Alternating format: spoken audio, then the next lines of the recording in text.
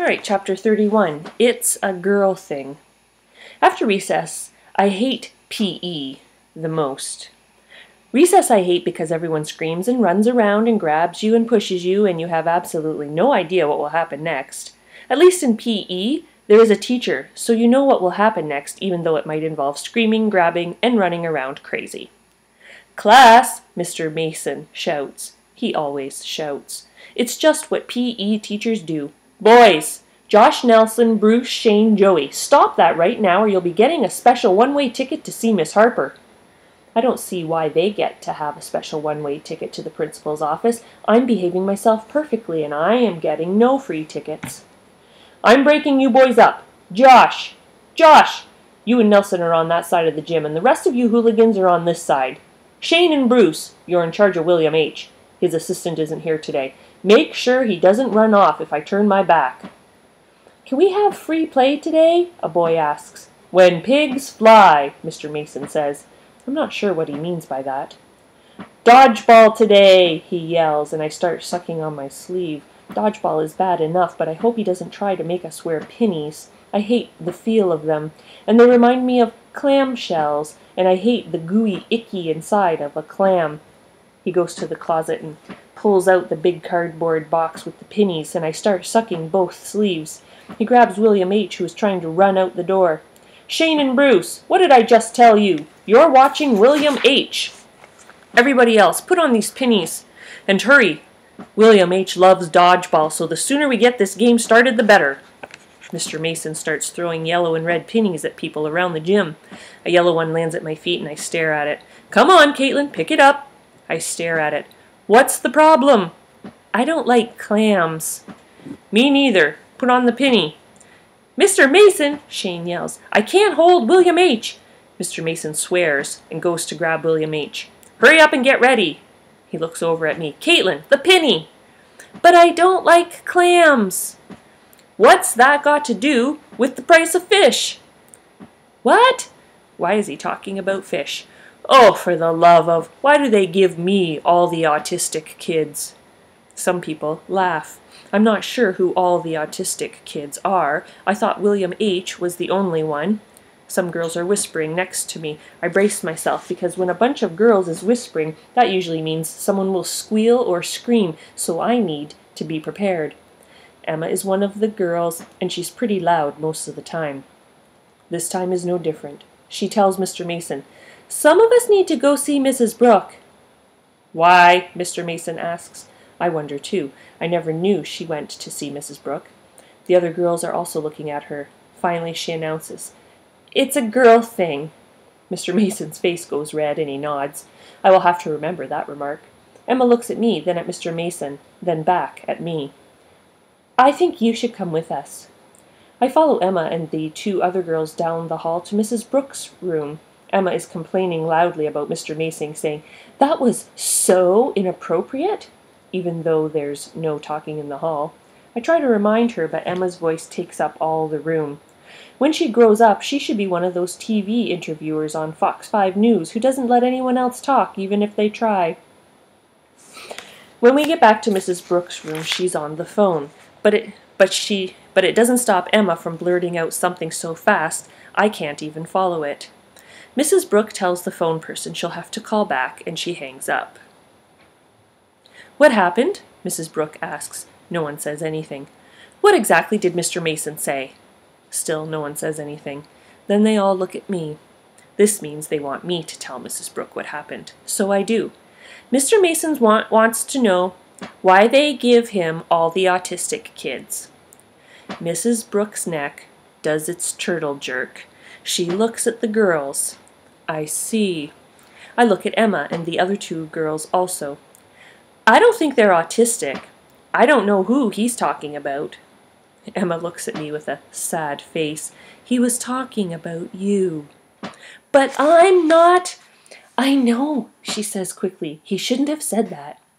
He knows that too, Mrs. Brook says. We're all still very stressed. One of the other girls says, William H. doesn't have his assistant, so Mr. Mason is going a little nuts. Oh dear, Mrs. Brooks stands up. Someone should have told me. Her shoes squeak down the hall to the gym very fast, and we follow. She speaks with Mr. Mason and takes William H. from Bruce and Shane. Mr. Mason comes over to me. I think he's going to make me wear the pinny, so I start to talk, but he interrupts me. I'm really sorry, Caitlin. I shouldn't have said that remark about autistic kids. I'm surprised to hear him speak without shouting. That's okay. I think William H. is the only autistic kid they give you, though. You're right, Caitlin, he sighs. I learned a good lesson today. Do I have to wear the pinny? He smiles. You know what? Today I think I have to wear the pinny. He goes to the box and puts on a yellow pinny, but it only fits around his neck instead of his whole body, and it looks like a scarf.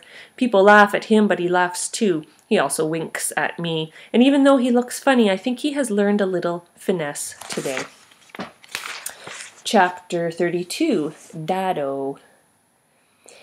What is a dado? I ask Dad. Dado, he says. It's a groove in a piece of wood.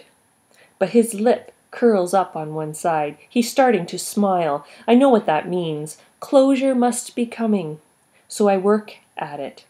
I like dado better. His lip curls up again on the left side. I say dado 4 more times. Here's the screwdriver, Dado. Would you like a glass of water, Dado? What do we do next, Dado? Can I help you, Dado?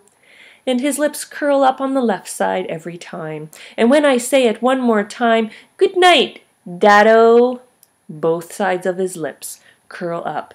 So do mine, because closure is a very good thing to see.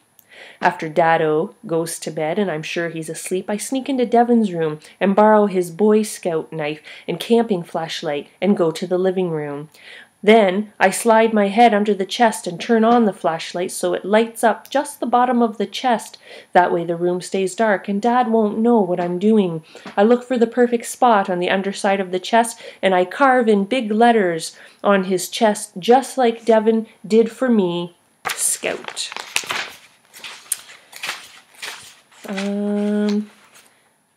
I think I will try to get through this next chapter. Chapter 33, Group Project, Including Other People. Mrs. Johnson announces another group project. I raise my hand. She closes her eyes for a moment and sighs. Yes, Caitlin, I know you don't want to be in a group, but I don't want to be in a group. This is going to be my first group project in a group. I add, in school, because I remember that the chest is kind of a group project with Dado. Oh, okay, that's great. She claps twice. Class, we're going to the computer lab so you can do your research. We have to share the computers with the other 5th grade class, so some of you will need to sit at the tables. Some people groan. I don't. I just think one thing. Josh. We're lucky to have a computer lab at all in such a small school, Mrs. Johnson reminds us like she does every time we go to the computer lab. I'm going to bring some supplies with us, and when we get there, we'll break into groups, and I'll tell you what the project is. We all get up, and I see Mrs. Johnson pick up 2 bins of markers, which is a very good sign. It means there's drawing involved. At the computer lab, Mrs. Johnson says, Our project is on the state of Virginia.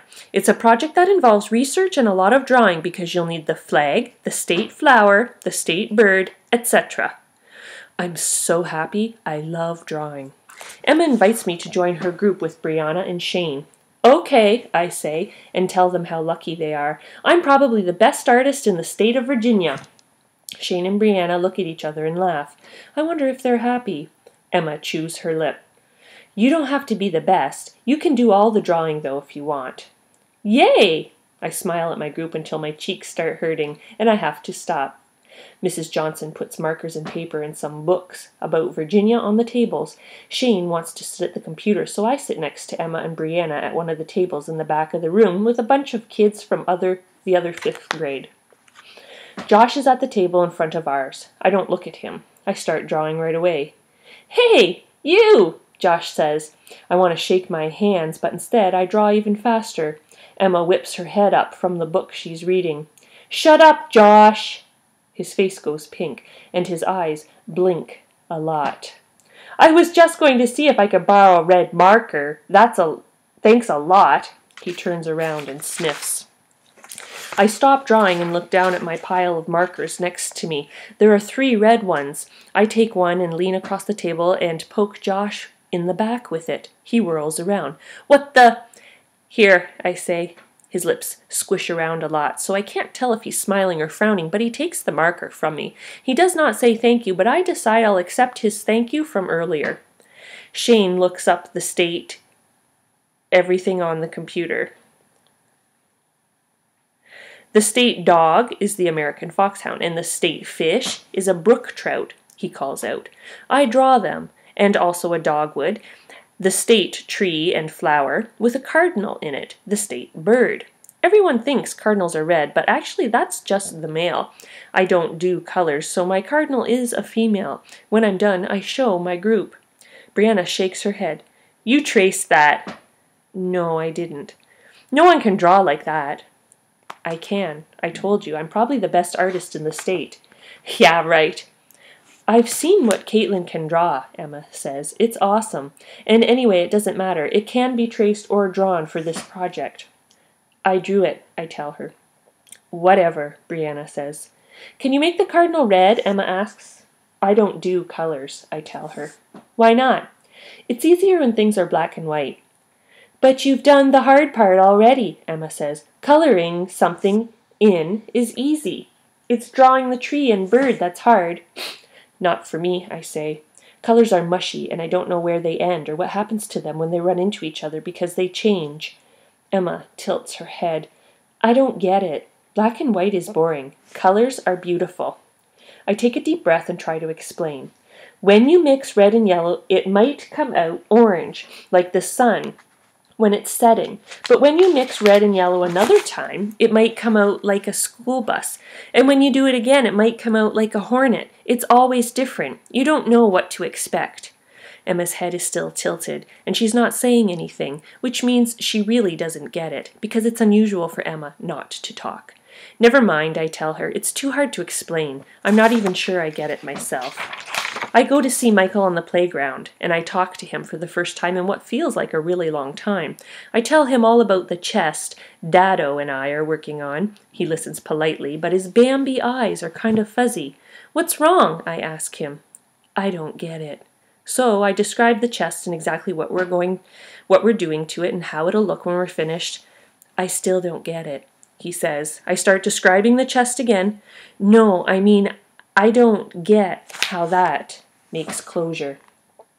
We're bringing the project to closure. We're finishing the chest. That's closure. Oh, but his eyes are still fuzzy. Will I feel better when it's done? I think about it for a minute. I'm pretty sure I'll feel better, much better than seeing it covered by a gray sheet in the corner, and I think Dad will feel better too. I know Devin would want it finished. I look at Michael with his fuzzy Bambi eyes, and I'm not sure how finishing the chest will help him, and it's giving me a recess feeling in my stomach. He shrugs. That's okay. But it doesn't sound okay, and my stomach doesn't feel okay. You're still my friend, he says softly. I am? Why? You're nice to me, and you don't have to be, 'cause you're a 5th grader, and you can do stuff like closure, and I'm only a 1st grader, so I can only do stuff like be a pear. A pear of what? No, a pear, like an apple. Oh, can I see you be a pear? He looks at the person. You really want to see me be a pear? Yes. He starts to smile. You want to come to my play? What play? My class is doing a play about the food pyramid. I'm the pear. It's my favorite fruit. Do you want to come watch? When is it? Tonight, at school. Can you come? I don't like going back to school once I'm already home. It's like having school twice in one day. But Michael is finally looking happy, so I decide the answer should be okay. My teacher said if you have to be here with your costume by 6:30 sharp. Oh, except you don't have to get here until 7 because you're one of the watchers. Audience, I say. Michael gives me a high five, and he's smiling so much that I feel like a good friend again. I'm happy because of Michael. He's the only friend I have, and maybe the only friend I'll ever have.